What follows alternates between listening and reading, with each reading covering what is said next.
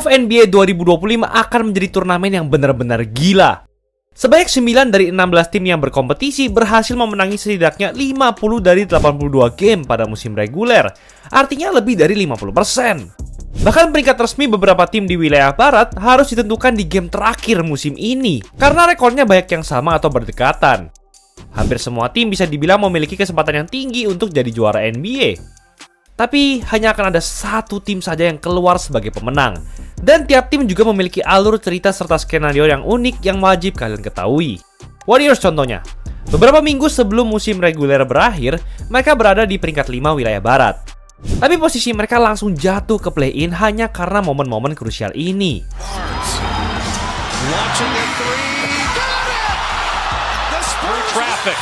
Doubled by Zubac and Harden, and Zubac takes it away from Curry. Driving on Payton, gets past him, and it's blocked by Butler, but count the basket. Goaltending to Payton. Oh, underneath, Green open, Green missed the layup. Rebound Zubac, a huge miss by... There it is. Buddy Hield gets a good look for three. No good. Rebound Harden. And the regular season is over. The Los Angeles Clippers. Hal yang sama juga terjadi dengan Memphis Grizzlies. Mereka sebenarnya sudah menduduki peringkat 2 dan 3 cukup lama. Tapi entah kenapa, performa mereka tiba-tiba menurun dan ditambah dengan berbagai drama di balik layar, Grizzlies langsung jatuh ke peringkat 8. Di sisi lain, wilayah timur memiliki 2 tim raksasa yang meraih setidaknya 60 kemenangan musim ini. Ada juga Detroit Pistons sebagai pendatang baru. Padahal musim lalu mereka hanya menang 14 dari 82 game dan bahkan memecah rekor tim dengan kekalahan beruntun terpanjang, yaitu 28 kekalahan beruntun. Tapi sekarang mereka sudah berada di peringkat 6 dengan rekor menang kalah 44-38 tanpa harus melewati play-in terlebih dahulu. Tapi apakah mereka sebagai tim kuda hitam dapat mengejutkan seluruh NBA di playoff ini? Tak hanya itu saja, ternyata tiap tim memiliki ekspektasi, risiko, dan drama yang sama besarnya. Kita mulai dari seri antara LA Lakers dan Minnesota Timberwolves. Ini memiliki potensi sebagai seri yang paling menarik untuk disaksikan di ronde pertama playoff. Anthony Edwards dan Timberwolves memiliki kesempatan untuk kembali memberikan peringatan kepada seluruh NBA terhadap kehebatan mereka. Tapi di saat yang sama, mereka lagi-lagi harus menghadapi Luka Doncic yang telah menghantui mereka sejak playoff tahun lalu. Ini juga akan menjadi debut Doncic dan JJ Redick di playoff bersama Lakers. Performa mereka di seri ini dapat menjadi gambaran awal masa depan Lakers. Namun, Lakers juga menghadapi masalah yang cukup menantang karena pemain mereka kalah besar dengan Timberwolves. Jackson Hayes, satu-satunya big man yang dapat dipercaya Lakers, harus menghadapi Rudy Gobert, Julius Randle, dan Naz Reid. Jika Lakers mengandalkan 3-point, mereka juga harus lebih kreatif lagi karena musim ini, Wolves berhasil menekan rataan 3-point musuh hingga 35,3% saja. Julius Randle pun akan menjadi pemain yang wajib diperhatikan di sisi Timberwolves. Untuk pemain sekelas Randle, ia selalu bermain buruk dan tidak konsisten saat playoff tiba. Dan itu sudah bisa terlihat jelas dari catatan statistiknya. Seri ini dapat berlangsung sengit sampai 6 atau 7 game jika semua pemain bintang bermain epic, khususnya Doncic dan Edwards. Tapi ini bukan satu-satunya seri yang bakal jadi seru di wilayah barat. Pertarungan antara Denver Nuggets dan LA Clippers diprediksi akan berjalan sangat kompetitif. Seri ini merupakan persaingan antara kedua tim underdog. Setelah terjadi drama yang membuat pelatih kepala dan general manager Nuggets dipecat beberapa game sebelum playoff dimulai, Nuggets langsung sangat diragukan untuk menjadi juara musim ini. Clippers pun sering diremehkan sejak awal musim karena keluarnya Paul George, ditambah dengan kesehatan pemain bintangnya yang sulit dijamin. Tapi disinilah posisi mereka sekarang. James Harden kembali bermain layaknya seorang bintang dan Kawhi Leonard akhirnya pulih dari cederanya. Performa Norman Powell musim ini pun meningkat secara mengejutkan. Konsistensi Clippers dapat memberikan perlawanan yang kuat untuk Nuggets. Di sisi lain, musim ini tidak berlangsung sesuai dengan rencana Nuggets. Tak hanya karena banyaknya cedera, chemistry mereka sempat berada dalam ambang kehancuran dalam seminggu terakhir. Tapi di era pelatih David Edelman, Nuggets kembali terlihat solid dalam 3 game beruntun dan siap untuk berkompetisi di playoff. Meski Clippers menduduki peringkat 3 dalam defensive rating, Nuggets masih memiliki Nikola Jokic dan Jamal Murray yang selalu tampil fenomenal di playoff. Performa efikas Zubac yang meningkat musim ini juga akan memberikan tantangan bagi Jokic. Kita akan melihat banyak adjustment dari kedua tim dalam seri ini, karena seri ini hanya bisa dimenangkan melalui adu strategi. Tapi bagaimana dengan wilayah timur? Seri antara Indiana Pacers dan Milwaukee Bucks akan menjadi ajang rematch dari playoff musim lalu. Saat itu Bucks tidak memiliki Giannis karena cedera, tapi kali ini gantian Damian Lillard yang harus absen.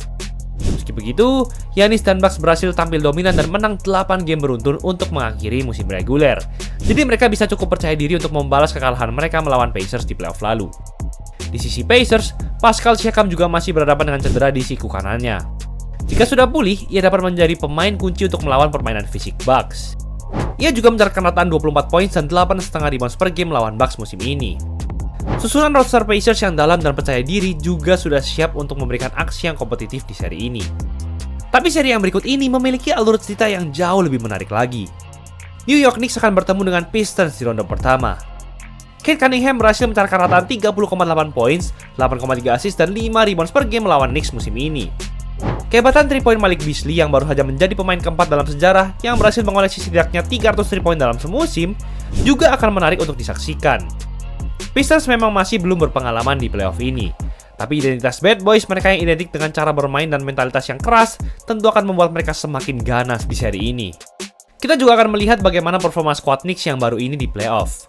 Mereka memiliki defense yang solid dalam Josh Hart, OG Anunoby, dan Mikal Bridges untuk menghentikan Cunningham. Aksi duo Brunson Towns di sisi offense juga menjadi tantangan tersendiri bagi Pistons. Terlebih lagi Brunson selalu menggila saat playoff tiba. Seri ini bisa saja berakhir setelah 7 game.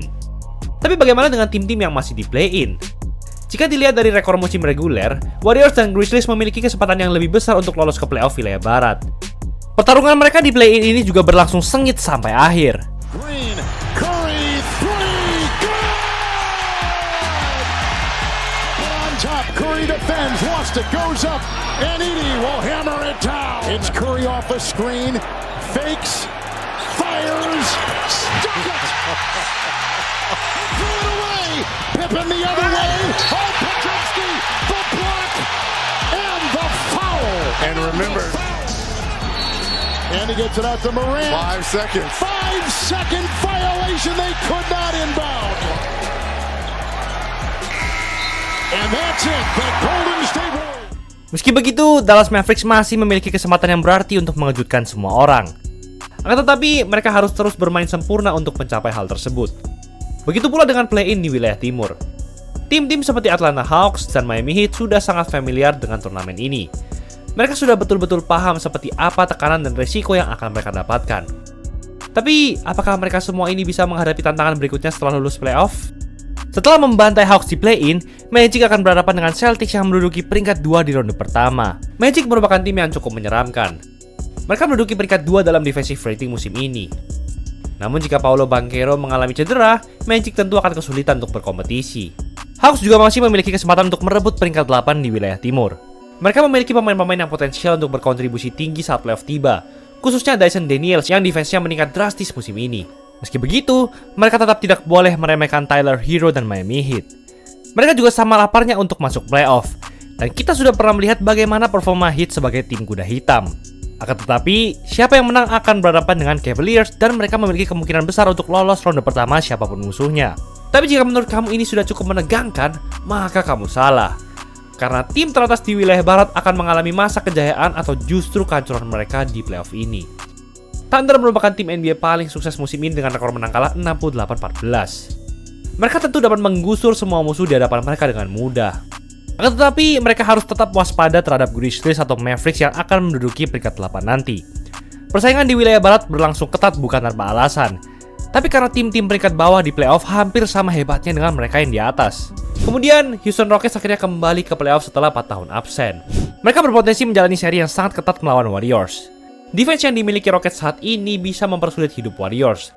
Tapi lagi-lagi faktor pengalaman bisa membuat Curry dan Warriors makin memantapkan sejarah mereka lawan Rockets di playoff. Dengan semua ini, playoff 2025 bisa menjadi salah satu playoff paling seru dalam sejarah NBA. Tapi gimana menurut kalian? Tim mana nih yang nantinya bakal keluar sebagai juara? Coba komen dong. Itulah episode kali ini. Mumpung masih ada promo lebaran custom jersey cuma 70.000 khusus bulan April, gas cek out aja di Easy Sportswear. Free design tanpa minimal order plus free voucher lagi. Jangan lupa like dan subscribe agar channel ini bisa berkembang dan menghasilkan video menarik lainnya. Thanks for watching, I'll see you in the next video.